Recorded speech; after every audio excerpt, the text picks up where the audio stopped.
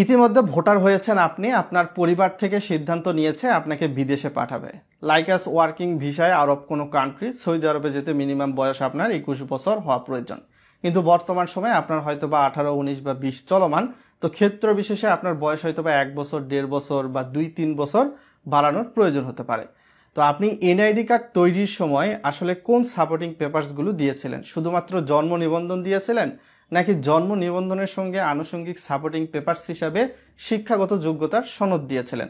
যদি শুধুমাত্র জন্ম নিবন্ধন দিয়েই আপনি ভোটার হয়ে থাকেন বা এনআইডি কার্ডের জন্য আবেদন করে থাকেন, এনআইডি পেয়ে থাকেন, এবং সেক্ষেত্রে আপনার প্রথম করণীয় হবে যে আপনার নিকটবর্তী বা আপনি যে এলাকার স্থানীয় সেই এলাকার সরকারি হাসপাতাল থেকে প্রথমত আপনাকে একটা ইপিআই টিকার কার্ড সংগ্রহ করতে হবে, এবং সেই ইপিআই টিকার কার্ডটা এমনভাবে হতে হবে যে আপনার বয়স বর্তমানে 21 বা 21-এর বেশি চলতেছে, আপনি এত সালে জন্মগ্রহণ করেছিলেন, এ সংক্রান্ত একটা ম্যানেজ করতে হবে প্রথম দিকে। এই ইপিআই টিকার কার্ড যদি ম্যানেজ করতে না পারেন, তো সেক্ষেত্রে সরকারি হাসপাতালের কোনো স্বাস্থ্যকর্মীর কাছ থেকে আপনাকে একটা প্রত্যয়নপত্র নিতে হবে যে আপনি এত সালে জন্মগ্রহণ করেছিলেন, এত তারিখে, আপনার বয়স এখন 21 বা 21-এর বেশি, বা আপনি যেটা চাচ্ছেন সেটা চলমান রয়েছে।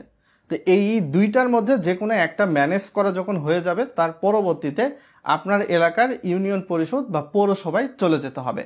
ভিডিওটা ইনফরমেটিভ হচ্ছে, তাই অবশ্যই ভিডিওটা লাইক করে দিবেন এবং শেয়ার করে আপনার টাইমলাইনে রেখে দিবেন, যাতে করে অনেকে উপকৃত হতে পারে। তো এই দুইটার মধ্যে যে কোনো একটা দিয়ে ইউনিয়ন পরিষদ বা পৌরসভা থেকে নতুন জন্ম নিবন্ধন সনদের জন্য আবেদন করবেন।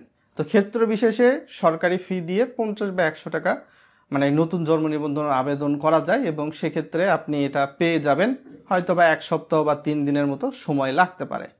তো আপনার হাতে যখন নতুন জন্ম নিবন্ধন সনদ চলে আসবে, এর পরবর্তীতে করণীয় হবে প্রথম শ্রেণীর ম্যাজিস্ট্রেট কর্তৃক একটা হলফনামা তৈরি করা।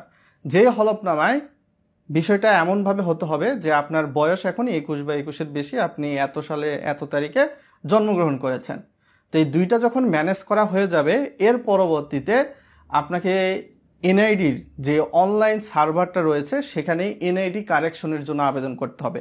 অফলাইনে দালাল ধরে কোনো কাজ হবে না রে ভাই, এখন সব প্রক্রিয়ায় চলে গিয়েছে কোথায়? অনলাইনে।